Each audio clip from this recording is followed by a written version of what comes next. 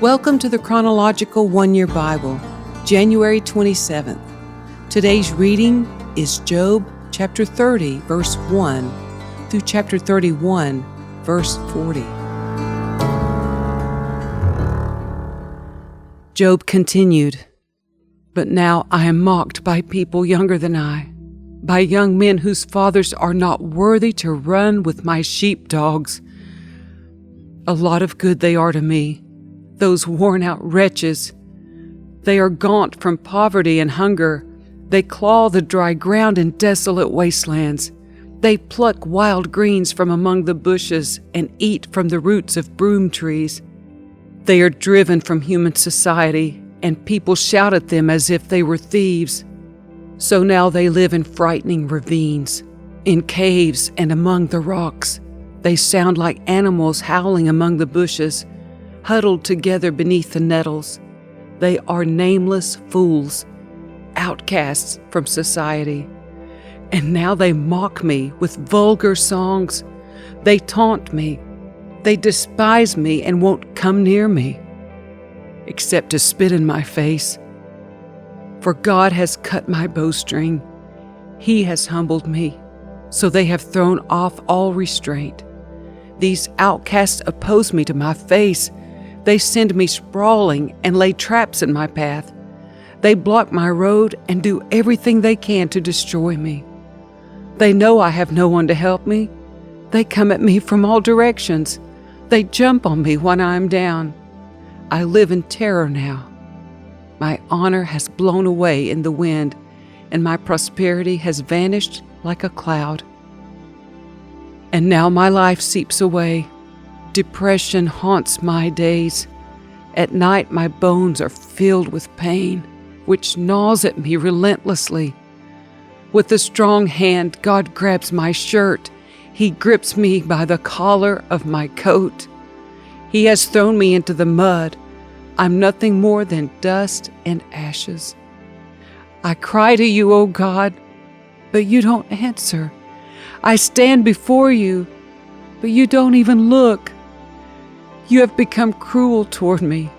You use your power to persecute me. You throw me into the whirlwind and destroy me in the storm. And I know you are sending me to my death, the destination of all who live. Surely no one would turn against the needy when they cry for help in their trouble. Did I not weep for those in trouble? Was I not deeply grieved for the needy? So I looked for good, but evil came instead. I waited for the light, but darkness fell. My heart is troubled and restless. Days of suffering torment me. I walk in gloom without sunlight. I stand in the public square and cry for help. Instead, I am considered a brother to jackals and a companion to owls. My skin has turned dark, and my bones burn with fever. My harp plays sad music, and my flute accompanies those who weep. I made a covenant with my eyes not to look with lust at a young woman. For what has God above chosen for us? What is our inheritance from the Almighty on high? Isn't it calamity for the wicked and misfortune for those who do evil? Doesn't He see everything I do and every step I take? Have I lied to anyone or deceived anyone? Let God weigh me on the scales of justice, for He knows my integrity. If I have strayed from His pathway, or if my heart has lusted for what my eyes have seen, or if I am guilty of any other sin, then let someone else eat the crops I have planted. Let all that I have planted be uprooted.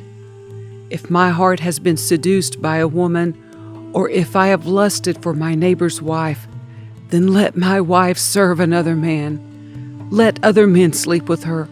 For lust is a shameful sin, a crime that should be punished. It is a fire that burns all the way to hell. It would wipe out everything I own. If I have been unfair to my male or female servants when they brought their complaints to me, how would I face God? What could I say when he questioned me? For God created both me and my servants. He created us both in the womb. Have I refused to help the poor or crushed the hopes of widows? Have I been stingy with my food and refused to share it with orphans? No. From childhood I have cared for orphans like a father, and all my life I have cared for widows.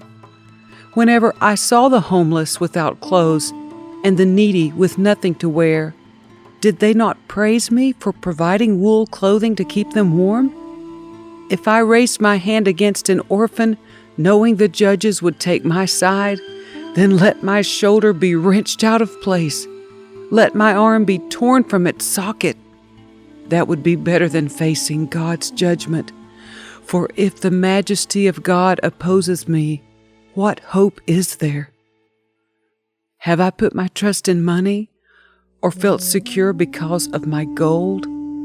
Have I gloated about my wealth and all that I own? Have I looked at the sun shining in the skies, or the moon walking down its silver pathway, and been secretly enticed in my heart to throw kisses at them in worship?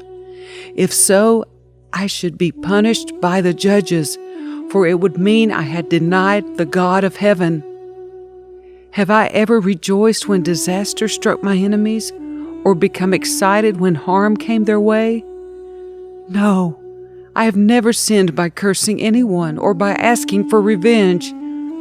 My servants have never said, "He let others go hungry." I have never turned away a stranger, but have opened my doors to everyone. Have I tried to hide my sins like other people do, concealing my guilt in my heart? Have I feared the crowd or the contempt of the masses, so that I kept quiet and stayed indoors? If only someone would listen to me. Look, I will sign my name to my defense. Let the Almighty answer me. Let my accuser write out the charges against me. I would face the accusations proudly. I would wear it like a crown, for I would tell him exactly what I have done. I would come before him like a prince. If my land accuses me, and all its furrows cry out together, or if I have stolen its crops or murdered its owners, then let thistles grow on that land instead of wheat, and weeds instead of barley. Job's words are ended.